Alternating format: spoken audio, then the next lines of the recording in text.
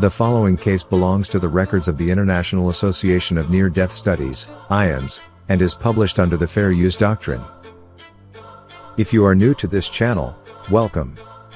We publish videos about near-death experiences and the afterlife as a way of bringing hope to those who are hopeless and show the world that life after death truly exists. If you enjoy this video, please like it, subscribe to our channel and hit the bell icon to be notified each time we post a new video. Today's testimony. I died, went to heaven, and Jesus sent me back with a message to the world. On August 7, 1979, just 7 days after my son was born, I lifted myself off of the couch and said to my husband that I didn't feel right as I made my way down the hallway to the bathroom. I felt faint and lightheaded as I sat down on the toilet to urinate. All of a sudden, massive amounts of blood clots the size of softballs began pouring into the toilet. I didn't understand that this was clotting. When I looked into the toilet, I honestly thought my insides had fallen out of me, and I knew without any doubt that I was going to die. I was so frightened by that knowledge that I immediately closed my eyes and let go. With my eyes closed, I heard a huge rushing noise and felt myself being propelled by a force outside of myself. That was when I opened my eyes and found myself standing upright and traveling through a dark tunnel-like vehicle. I knew I was dead, and yet I wasn't concerned about that. I sensed that there was a long line of others in front of and behind me. I couldn't tell you what they looked like other than they seemed to be made of light, but I knew I wasn't alone. When I looked out toward the sky, I could see the stars as we raced by. I was also keenly aware that there was someone standing directly behind me and a little to my right. I can't be sure, but I felt as though his hand was rested on my shoulder. I felt that this person was there just for me. Suddenly I saw a pinpoint of very white light somewhere in the distance. Then, just when I noticed the light up ahead, I felt the speed we were traveling at begin to pick up, and the pinpoint of light began to get bigger and bigger, until I was delivered into it.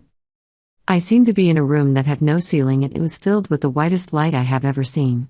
It was thick, and so I was unable to see the others that were in the room with me, but I could hear them singing what seemed to be one single note of music that vibrated with praise. I could also feel love and joy in this light. This part is hard to describe because it is completely undescribable. There is no love or joy here on earth that I'm aware of that can be compared to the love and joy I felt there, and there aren't words in our earthly languages that can describe it, so I will leave it to your imagination. Yet, at the same time, I say good luck with that, as there isn't an imagination that can dream of love and joy in that manner. It's impossible to describe or imagine.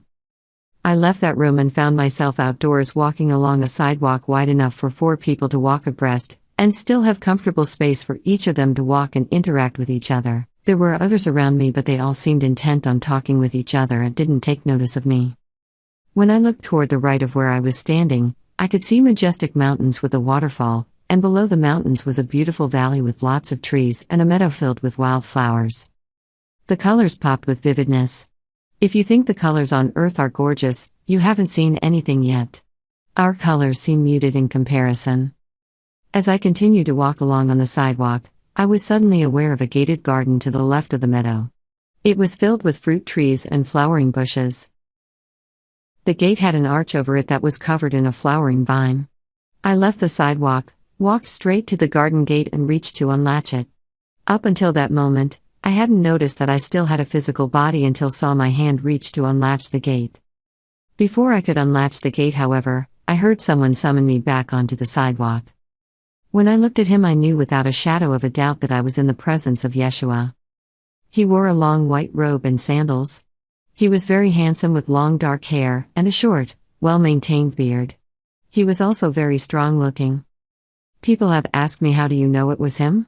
I can only tell you that when you are in the presence of the Lord, you have no doubt as to who He is. We walked for a moment when He motioned for me to sit down on a stone bench that was in front of the building that I'd just come out of. In front of us was the garden, and to the right of us was the valley with the meadow, and in the distance, I could see the mountains. Over my right shoulder and behind the bench was another building. The sidewalk we'd been walking on led to that building. The sheer joy of sitting there on the stone bench, in the light, with my Savior, was overwhelming. I felt as though I'd come home. It was here that He told me that I still had work to do and I couldn't stay there. I needed to go back. I pleaded with Him to let me stay. He reminded me of my children and how much they needed me. My daughter was 2.5 years old and my son was only 7 days old. Still, I begged and pleaded to be allowed to stay. It was then that I heard my name being called, but I heard it like a whisper in my ear. At that moment, I felt myself come back into my body and found my husband screaming my name while holding me in his arms on the bathroom floor. Later he told me that when he found me, I was as white as a sheet, covered in blood and in the death convulsion. His scream of my name on earth is what I heard as a whisper in my ear, and it brought me back to earth.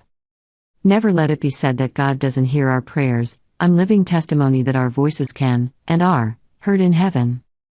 I was rushed to the hospital that night and received a shot to stop the hemorrhaging. The next day a DANP was performed. Apparently, the hospital staff where I delivered my son hadn't removed all of the afterbirth and I had gone into toxic shock syndrome. What did I learn from this? I can tell you that my life has never been the same. I have had a hunger and thirst to understand what exactly had happened to me and why me. I don't question that anymore. Instead, I savor the very real memory, and after 38 years of searching the scriptures for the knowledge of the truth, I've come to understand what Yeshua shared with me. He wanted me to come back to earth to remind everyone that heaven does exist and Yeshua is real.